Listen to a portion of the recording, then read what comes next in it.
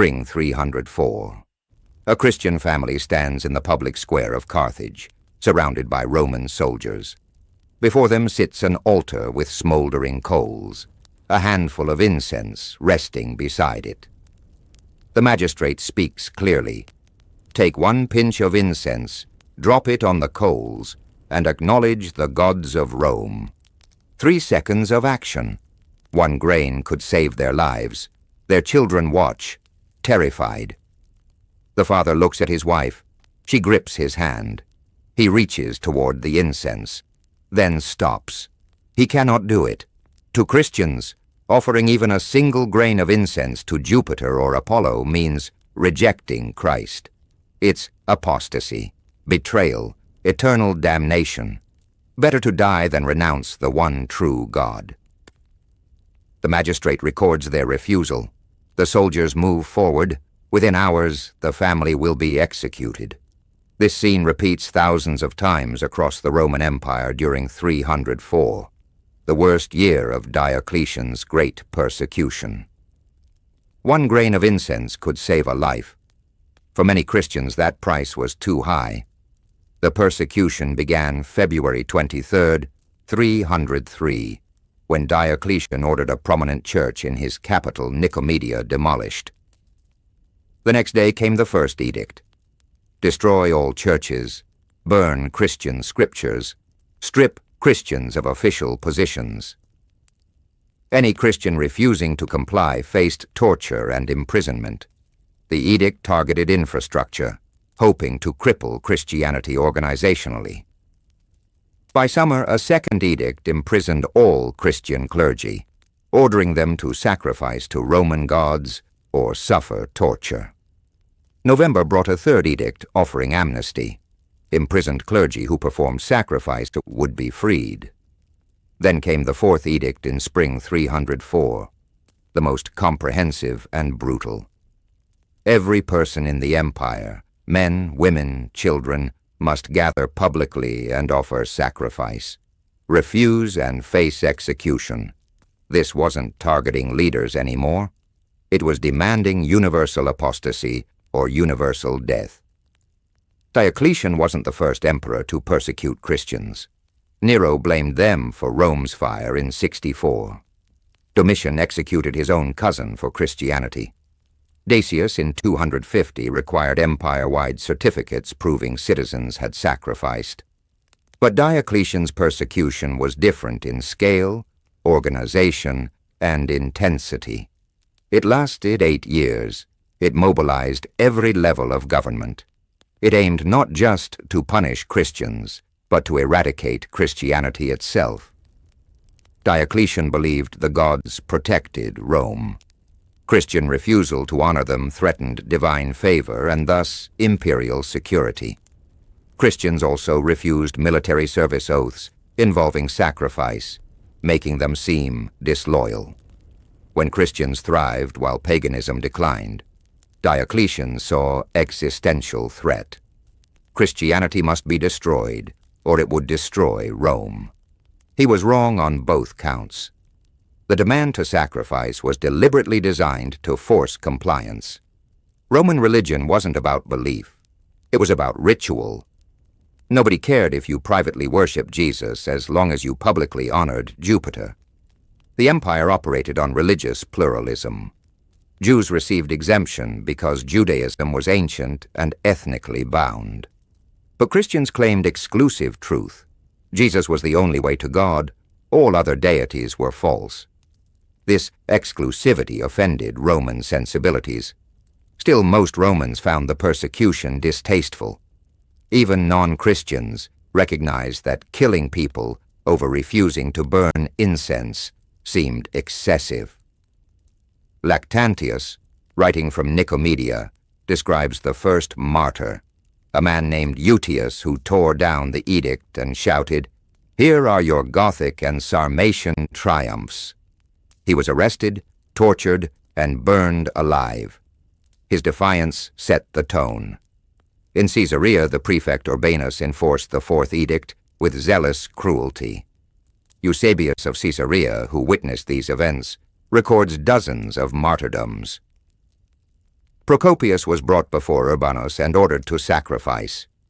He refused, quoting scripture, "There is only one God." He was beheaded. Timoleus and 5 companions faced wild beasts.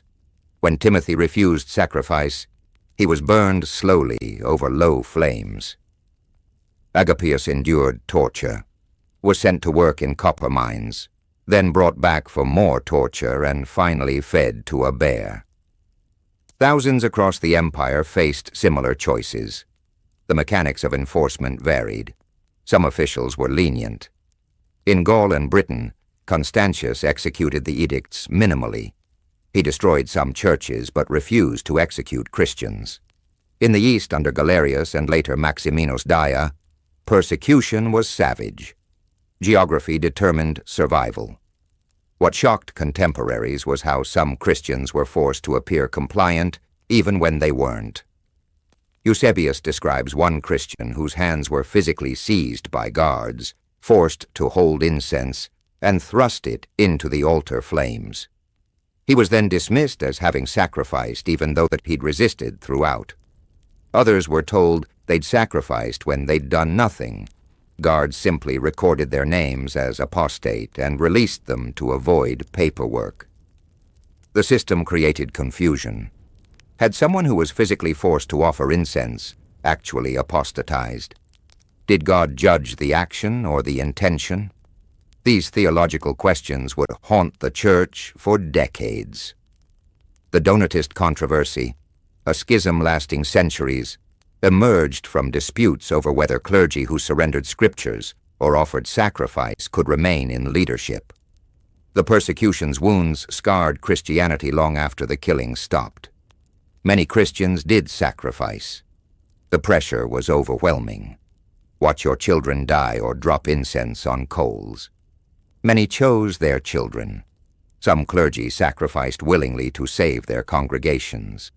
Others did so under torture. Still others handed over scriptures to be burned, earning the label traditores, those who handed over. The Church later debated endlessly whether these people could be readmitted. Rigorists said apostasy was unforgivable. Moderates argued for mercy toward those who cracked under pressure. The debate nearly tore Christianity apart. St. Marcellinus, Bishop of Rome, allegedly sacrificed during the persecution, though sources are contradictory and the evidence unclear. If Rome's own bishop wavered, how could ordinary believers be judged? The persecution revealed human frailty and sparked arguments about grace, forgiveness, and the limits of endurance. But many refused completely. Saturninus, a priest in North Africa, was tortured and starved. His 4 children suffered the same fate. Bishop Sabinus of Assisium refused to sacrifice to Jupiter, pushing the idol away. Guards cut off his hand. He converted his jailer and the jailer's family. All were subsequently executed. Eulalia, a young Spanish woman, ridiculed pagan gods so sharply that the magistrate ordered her sides torn with hooks and her breasts burned until flames killed her. Timothy and his wife Maura, married just 3 weeks, were separated when Timothy was arrested. He refused to surrender scriptures. Officials blinded him with red-hot irons, then hung him by his feet and applied fire to his body.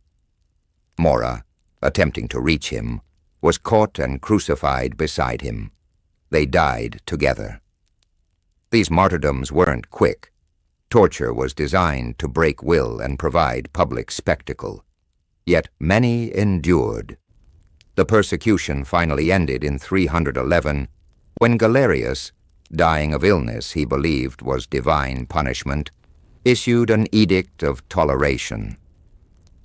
After 8 years of failure to destroy Christianity, he admitted defeat and allowed Christians to practice their faith openly.